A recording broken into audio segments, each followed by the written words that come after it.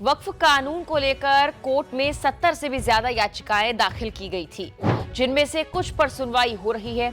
आज फिर कोर्ट में सुनवाई होने वाली है, जबकि मंगलवार को 3.25 घंटे तक याचिकाकर्ताओं की तरफ से उनके वकीलों ने दलीलें पेश की हैं। इस सुनवाई में कपिल सिब्बल ने कहा था कि नया कानून वक्फ करने के लिए मुस्लिम होने की 5 साल की प्रमाणिक आस्था की मांग करता है। उन्होंने कहा, मैं सरकार को क्यों दिखाऊं कि मैं मुसलमान हूं। मंगलवार को इस सुनवाई में और क्या दलीलें रखी गई थी, आज कोर्ट में क्या होने वाला है, करेंगे बात इन सभी पर इस वीडियो में। नमस्कार, मेरा नाम है मेघना सचदेवा और आप मुझे देख रहे हैं लोकमत हिंदी पर। वक्फ संशोधन एक्ट की वैधता को चुनौती देने वाली याचिकाओं पर सुप्रीम कोर्ट में बुधवार को लगातार दूसरे दिन सुनवाई होगी। आज केंद्र सरकार की तरफ से सॉलिसिटर जनरल तुषार मेहता दलीलें पेश करेंगे।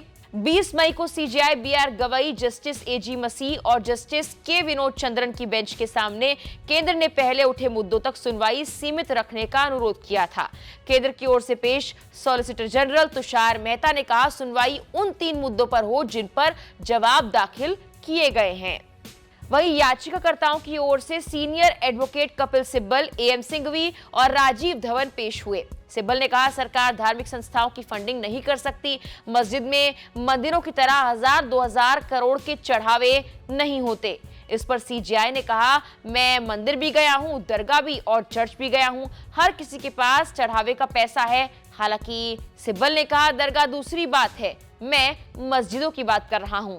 सीजेआई ने पूछा, क्या पुराने कानूनों में वक्फ संपत्ति का रजिस्ट्रेशन जरूरी था। सिब्बल ने बताया, 1923 के कानून के तहत मुतलबी के लिए यह जरूरी था और शैल शब्द का इस्तेमाल हुआ, लेकिन सीजेआई ने संकेत दिया कि सिर्फ शैल कहना अनिवार्यता साबित नहीं करता जब तक उसके उल्लंघन पर कोई दंड ना हो। सिब्बल ने जवाब दिया कि कानून में सिर्फ इतना कहा गया है कि अगर मुतलबी रजिस्ट्रेशन नहीं कराता तो वो अपना अधिकार खो देता है, कोई सख्त दंड नहीं है।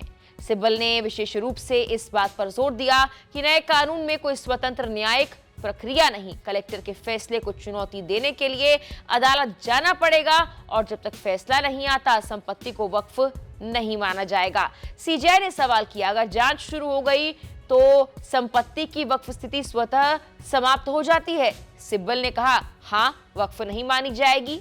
कपिल सिब्बल ने एक और जरूरी पहलू उठाया कि नया कानून वक्फ करने के लिए मुस्लिम होने की 5 साल की प्रमाणिक आस्था की मांग करता है। उन्होंने कहा, मैं सरकार को क्यों दिखाऊं मैं मुसलमान हूं और 5 साल क्यों इंतजार करूं। उन्होंने इसे अनुच्छेद 14, 25 और 26 का उल्लंघन बताया है। सिब्बल ने कहा कि वक्फ बाय यूजर को अब हटा दिया गया, जो पूरी तरह गलत है। ये संपत्ति ईश्वर को समर्पित होती है और इसे कभी खत्म नहीं किया जा सकता।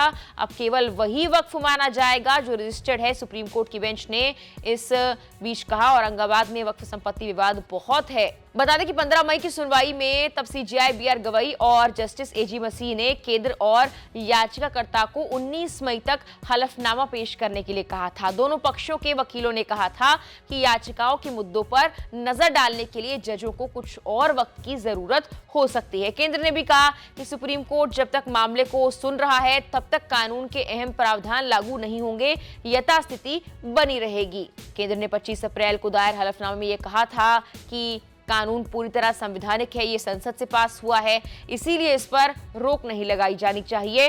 1332 पन्नों के हलफनामे में सरकार ने दावा किया कि 2013 के बाद से वक्फ संपत्तियों में 20 लाख एकड़ से ज्यादा का इजाफा हुआ। इस वजह से कई बार निजी और सरकारी जमीनों पर विवाद हुआ है। वहीं 17 अप्रैल की सुनवाई में तुषार मेहता ने कहा था कि संसद से उचित विचार विमर्श के साथ पारित कानून पर सरकार का पक्ष सुने बिना रोक नहीं लगाई जानी चाहिए। उन्होंने कहा था कि लाखों सुझावों के बाद नया कानून बना। ऐसे कई उदाहरण हैं जिनमें गांवों को वक्फ ने हड़प लिया, कई निजी संपत्तियों को वक्फ में ले लिया गया। इस पर बेंच ने कहा कि हमें अंतिम रूप से निर्णय नहीं ले रहे हैं। इससे पहले कानून के खिलाफ दलील दे रहे कपिल सिब्बल ने कोर्ट में यह भी कहा था कि हम उस प्रावधान को चुनौती देते हैं जिसमें कहा गया है कि सिर्फ मुसलमान ही वक्फ बना सकते हैं। सरकार कैसे कह सकती है कि सिर्फ वो लोग ही वक्फ बना सकते हैं जो पिछले 5 सालों से इस्लाम को मान रहे हैं। इतना ही नहीं, राज्य कैसे तय कर सकता है कि मैं मुसलमान हूं या नहीं, इसीलिए वक्फ बनाने योग्य हूं।